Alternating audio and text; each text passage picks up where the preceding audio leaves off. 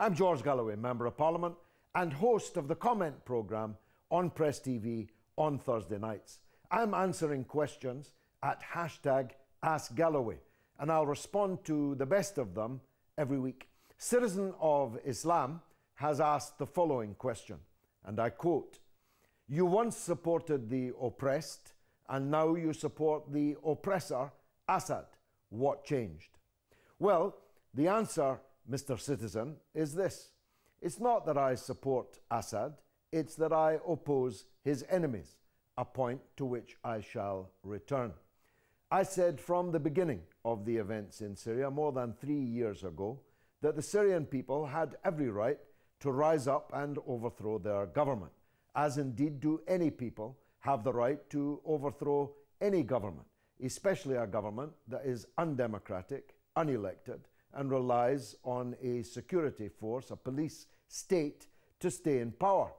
Any such people has the right to rise up, and if that had been what happened, then my position on Syria would have been very different.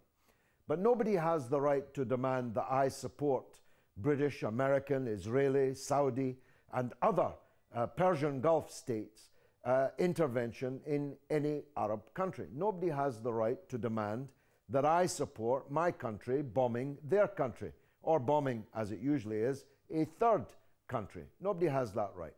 And nobody has the right to demand that I support the invasion of an Arab country by 100,000 or more foreign Takfiri fanatic fighters from all over the world who have nothing to do with Syria, who are not even Arabs, don't even speak Arabic. One day they're working in Primark in Portsmouth or serving curry in a Bengali restaurant in the East End of London, and the next minute they're the saviors of the Syrian people. Nobody has the right to demand that I should support any such thing. And any revolution that terrifies the life out of every religious and ethnic minority, terrifies the life out of 1/2 of the population, namely women, with their barbaric, antiquated, narrow, and frankly insupportable interpretation of Islam. Nobody has the right to demand that I should support such a revolution that destroys Christian places of worship, that destroys churches, destroys monasteries, destroys convents, tears apart the religious and ethnic historic fabric of the great Arab Republic of Syria. Nobody has the right to demand that of me.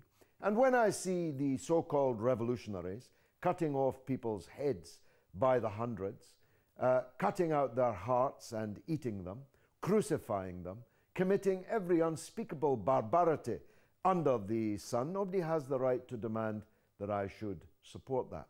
Now, I told Bashar al-Assad the day after the fall of Ben Ali, the Tunisian dictator, that he should call a free and fair democratic presidential election, and that if he did, he would almost certainly win it.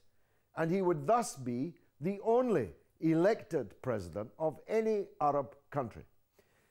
The Syrian regime is a dictatorship. It's an authoritarian police state, just like virtually every other Arab country. It's ruled by a family, the Assad family, the father before, the son, and who knows, maybe his son after that. I don't support such rule. But that's the case in virtually every one of Britain and America's allies in the Arab world, as are these states brutal tyrannies, police states, authoritarian dictatorships. So I ask myself, what's the difference between the dictatorship in Syria and the dictatorship, say, in the United Arab Emirates or in Saudi Arabia, with whom we are best friends? And here's the difference. Syria is a dictatorship that opposes and confronts Israel. Syria is a dictatorship that for 20 years hosted the Palestinian resistance and gave them everything: money, weapons, training, ammunition, logistics, at a time when no other Arab country would do so. The Syrian dictatorship supports the Lebanese resistance led by Hezbollah, which delivered the only ever defeat of Israeli arms on a battlefield ever in the history of the settler state. None of the Arab countries that we're best friends with would dream of confronting Israel in this way, who sit silently while Palestine is bombarded and its people massacred monotonously on a regular basis.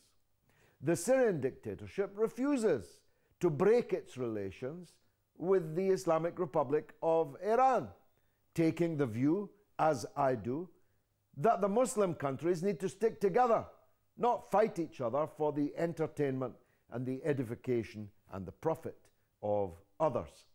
So these are the reasons, the real reasons, why Syria is being targeted in this way. If you want to make a jihad, I could give you 10 better candidates deserving of a jihad than the dictatorship in Syria. I could give you many other crowned heads and presidents who have betrayed the Arab cause, betrayed the Palestinian cause far, far more gravely than the Syrian dictatorship has ever done. So I want a peace process, a negotiated, diplomatic transition to democratic rule in Syria. I'm for democracy everywhere.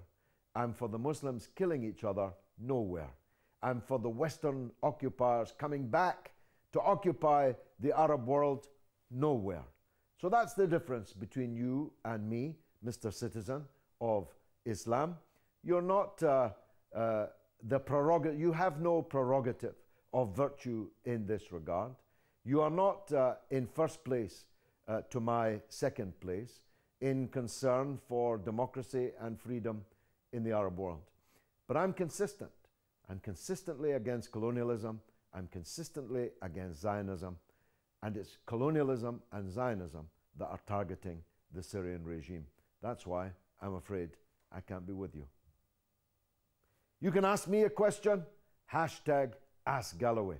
I'll deal with the best one every week.